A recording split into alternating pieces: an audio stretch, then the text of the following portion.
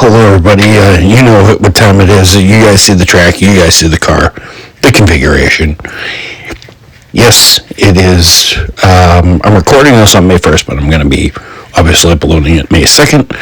I don't know if this is going to record in the background, but I will do my best to shut out the noise, but okay. But yeah, so everybody, it's Indy 500 month. You guys know the 2.5 mile oval at the Brickyard, and you guys know cars with slippery aerodynamic silhouettes, 230 plus miles an hour, pulse speeds around 230 plus.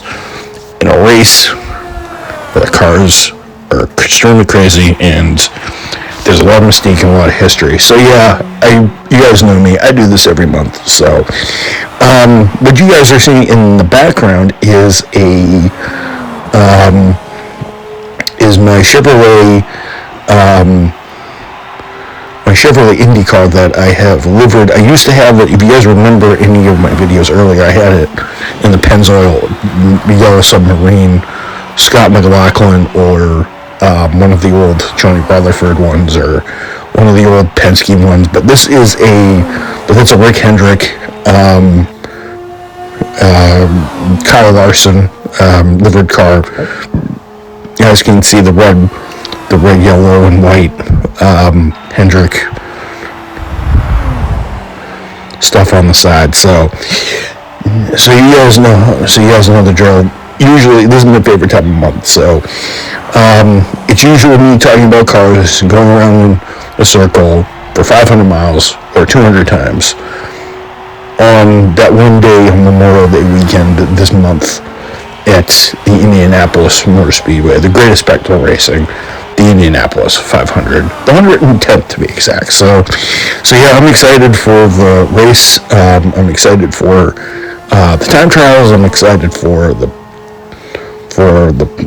pole day, Fast Friday, and see who can get the fastest speed. I don't know what the speeds are going to be like this year. Last year we saw 232 down 2 miles an hour from the pole speed. 2 years ago, 234 point something by Scott McLaughlin. But hopefully the team's got a handle on the hybrid system and how it affects the car this year, so that they will be able to get the car around maybe back to 234, and then maybe next year or the year after we'll get into the 230 to the mid 230s, but we'll see. But yeah, so it's yeah, you guys know. So yeah, it's one of those things that I usually cover, and I could not do some video of me going around Indianapolis Motor Speedway in an Indy car, and I didn't skimp out or cheap out by using a Formula One car to make it look like a certain Formula One car from the 80s, to make it look like a Lola or a March or something with a Lotus engine that had a gazillion horsepower. I wasn't going to do that. I didn't think that was right, so I wanted to use a car that used current. So I wanted to use this footage to usher in the month of May, if you so to speak. As you guys can see, my driving is a little haphazard, and I'm not going really for lap times. I'm just trying to go around the speedway. This is probably the footage you're seeing is probably my third attempt trying to get some clean footage. I do scuff the wall a couple of times, but it's Indianapolis. These cars are on the limit and they're crazy. So I did what they did. I had to start low speed, high downforce, and then eventually I turned out the car. I think you can see it in the video, but I topped 237, and I did a lap time, I think, of 141, I think. So 141.2. So around what they're doing around the speedway, and stuff like that. I think I just did a little grass hopping and / lawn mowing with the front wing on this thing. So I'm excited to do this, and I'm going to cover, in certain videos in the next couple of weeks, I'm gonna, especially this weekend and the next weekend, leading up to the Ansancio Grand Prix at the road course, which I will cover the highlights because it's a weekend race. So I'll do my usual during the weeks. Since I've been doing vlogs often, I plan to start. If you guys are looking for a lot of content, and you guys are looking for a lot of content, the month of May is your month. So I am not going to shut up about the Indy 500 until after the 24th, and then I'll give my thoughts on it and stuff like that. But I'll tell you guys about the history, engines,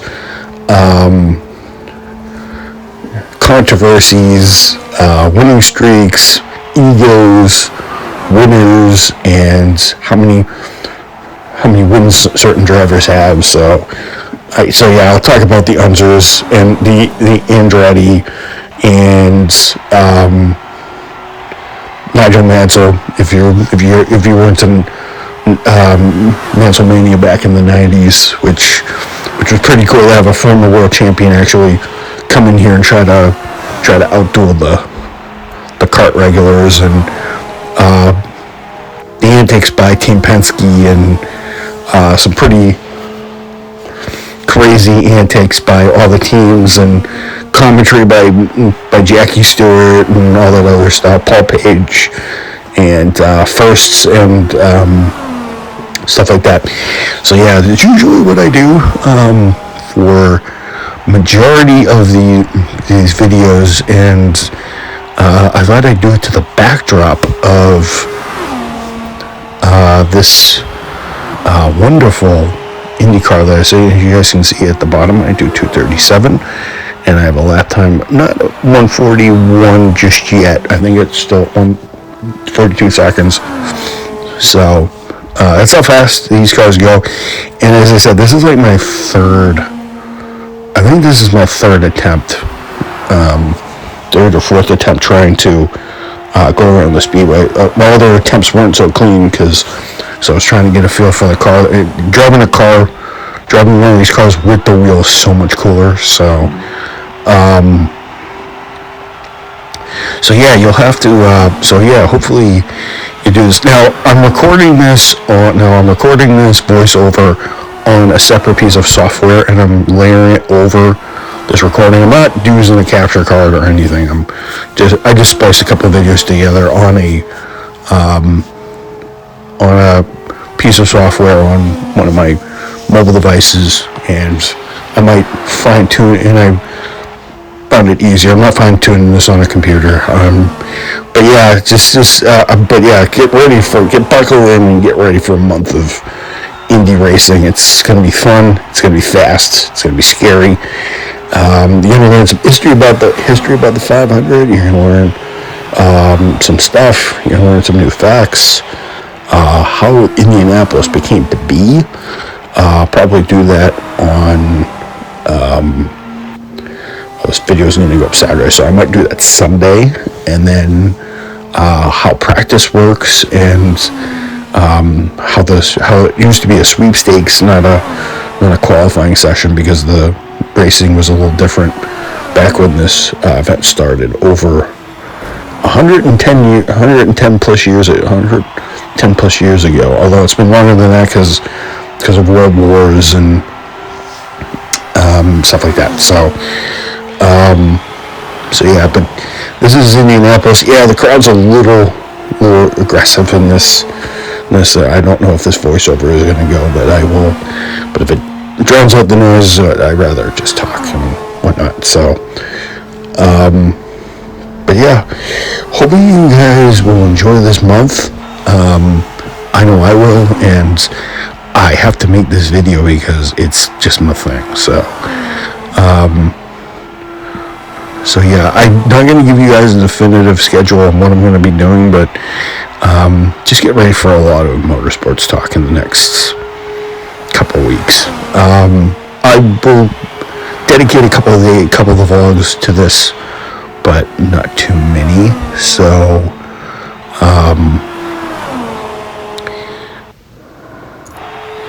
and it's going to transition right here because I ran out of space here. So this is just me competing. I did about 15 laps to get this footage. So this and one more. So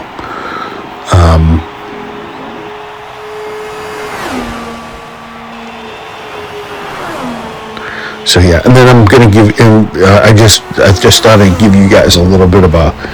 Actually, to kind of lead into the Indy 500 month, I thought I'd give you guys a close look of this car that you have on screen. So you saw the car in action. I'm just gonna show you the car in the main menu. And thank you to the power of Forza and Forza Vista that I can do that. And I don't think any other game can do that, because I don't think even Project Motorcars can do that. So yeah, I hope you enjoyed this gameplay. And now it's going to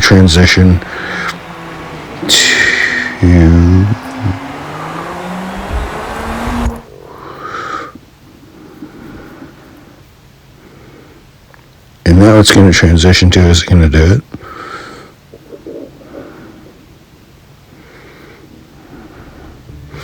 Alright, so here it is. It's going to transition to, you just saw, so it's going to transition. So here is the IR18 car with the aero package. So just going to give you a little bit of a wrap around here. So yeah, as you guys can see, pretty sleek. Not quite open wheel because the wheel covers are covered on the back there. Right near the wheel arches, right near the wheel covers, there's going to be wheel guards. There's going to be flaps this year, and you can see the tires are pretty skinny on the front. You have the aero screen there, and here's the cockpit. Here's the window of view that the drivers have at 230 plus on the super speedway. So let me go back in. I don't know why I did that. So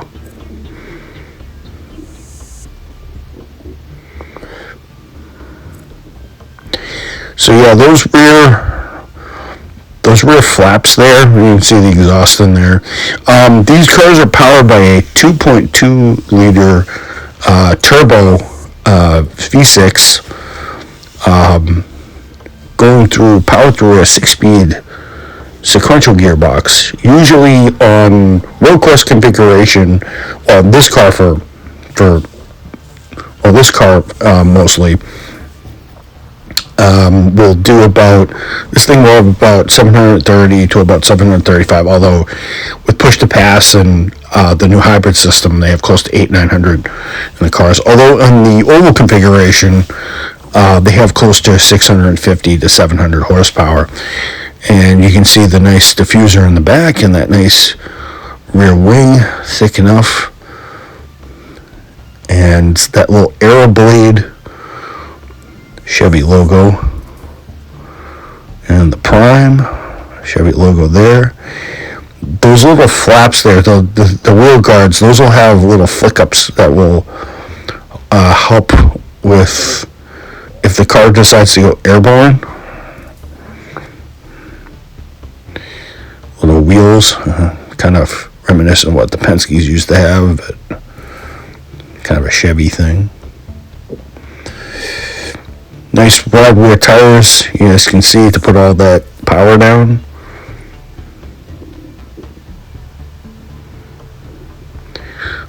The side pods, the barge boards, so that they can hit each other. And this nice rear wing with the winglets, and that nice prominent schnoz